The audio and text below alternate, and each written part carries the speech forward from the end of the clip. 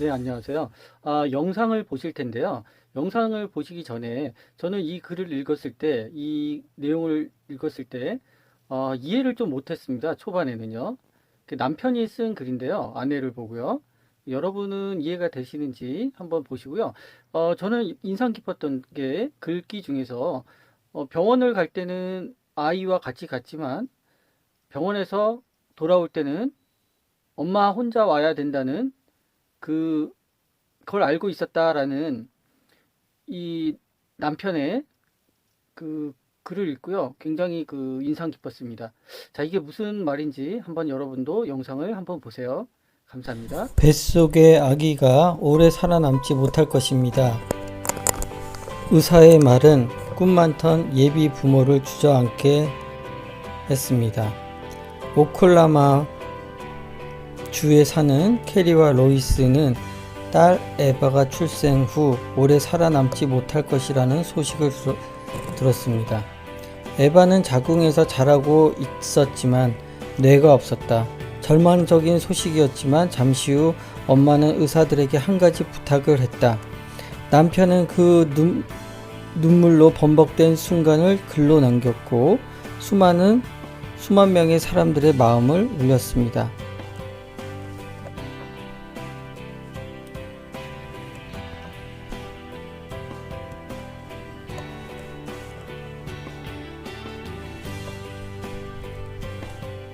지난밤 뉴올리언즈로 떠나기 전 저는 소파에서 잠든 아름다운 아내를 바라보고 있었습니다.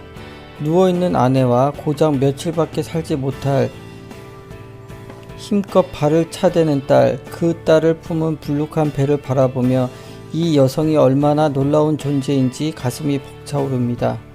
아내와 수천 킬로미터 떨어진 호텔방에 앉아있는 오늘 밤 저는 아내가 얼마나 놀라운 사람인지 모두에게 알려야겠다고 생각했습니다. 저는 아내가 소식을 들었을 때를 다시 떠올려 봅니다. 아기에게 뇌가 없다는 말을 듣고 그녀는 온몸이 추하게 떨며 눈물을 흘렸고 딱 30초가 지난 후 고개를 들고 물었습니다. 만사까지 임신을 유지하면 딸 장기를 기증할 수 있나요? 의사가 캐리의 어깨에 손을 올렸던 것이 기억납니다. 오, 캐리, 그런 말을 해주시다니. 정말 친절하시네요. 정말 용감하시네요. 뭐 그런 얘기였어요.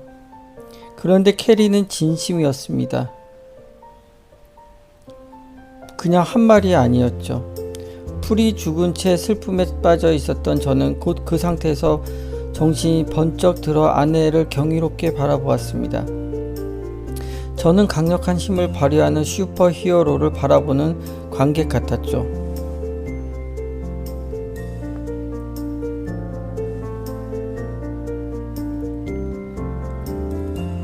아내의 삶에서 최악의 순간은 아기가 곧 죽게 될 것이라는 사실을 알게 된 때였지만 다른 누군가를 떠올리고 자신의 이타심으로 어떻게 다른 이에게 도움을 줄 수 있을지를 생각하는 데는 1분도 채 걸리지 않았습니다.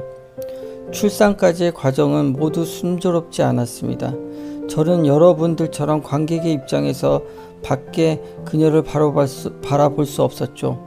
하지만 캐리는 임신 기간 내내 최전선에 서서 그 모든 작은 발길질, 딸꾹질, 움직임을 느낍니다. 아내는 매일, 매 순간 곧 죽게 될 아기를 품고 있다는 사실을 떠올립니다. 아내는 등도 아파합니다. 발도 아파하죠. 그 모든 즐거운 임신 증상들을 겪고 있습니다. 하지만 그 9개월이라는 긴 터널을 밝혀주던 빗줄기는 에바가 태어나기 몇 시간 전 혹은 에바가 태어난 단 며칠 후 암흑으로 바뀔 겁니다. 임신을 하면 나타나는 증상들을 상대하는 사람은 아내입니다. 젖이 나오고 회복 과정도 밟아야 할 것입니다. 그 모든 것들이 그만한 가치가 있었다는 사실을 상기시켜주는 품속으로 파고드는 부드럽고 어여쁜 아기도 없이 말이죠. 저희는 많은 이유로 에바를 만삭 때까지 품고 있기로 결심했습니다. 첫 번째로 가장 중요한 이유는 에바의 장기를 기증하기 위해서였습니다. 훌륭한 사람처럼 보이고 싶어서 이런 말을 하는 것이 아닙니다.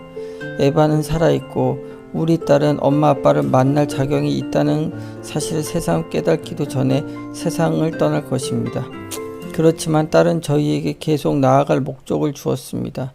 딸을 안고 뽀뽀해주는 것은 저희가 영원히 간직해야 할 꿈이 되어버렸지만 그 작은 아이의 몸속에 들어있는 선물은 소중한 것이었습니다. 캐리는 그것을 거의 즉각적으로 알았습니다.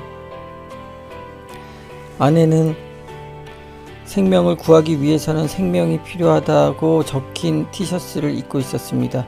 하루 종일 그 생각을 머리에 떨칠 수가 없었죠. 자신의 아이를 위해서는 다른 누군가의 아이가 먼저 죽어야만 한다는 사실을 너무도 잘 알고 있는 어느 가족이 저기 어딘가에서 아픈 가슴을 부여잡은 채 기적을 바라고 있었습니다. 에바가 바로 그 기적이 될 수 있었죠. 저희는 결승점에 점점 더 가까워지고 있고 결승전을 통과하여 에바를 만나는 것은 굉장한 일이 되겠지만 대가를 지불해야 할 것입니다. 출산을 위해 병원에 갔다가 아기가 없이 집으로 돌아와야겠죠. 저도 제 딸이 완벽했으면 합니다.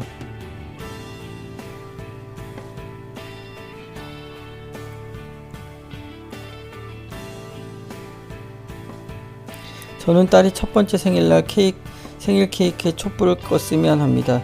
저는 딸이 걸음마 연습을 하며 커피 테이블 머리를 박는 모습을 보고 싶습니다. 저는 딸이 남자들에게 문자 메시지를 보내느라 전화요금 청구서를 쌓아줬으면 좋겠습니다. 저는 딸의 결혼식 때 손을 잡아주고 싶습니다. 저는 너무 간절히 그 모든 것을 바꾸고 싶습니다. 하지만 그럴 수가 없네요. 그게 저희의 현실입니다. 그리고 그것을 막을 방법도 없네요. 저희 아들이 다치거나 어디 반창고를 붙여야 할 때 캐리는 항상 이렇게 묻습니다. 넌 강한 아이니? 넌 용감한 아이니? 그러면 아들은 고개를 끄덕이며 이렇게 말합니다. 나 강해, 나 용감해. 저는 캐리를 바라보고 있지만 그 질문은 할 필요도 없겠네요. 그녀는 강인합니다. 그녀는 용감합니다.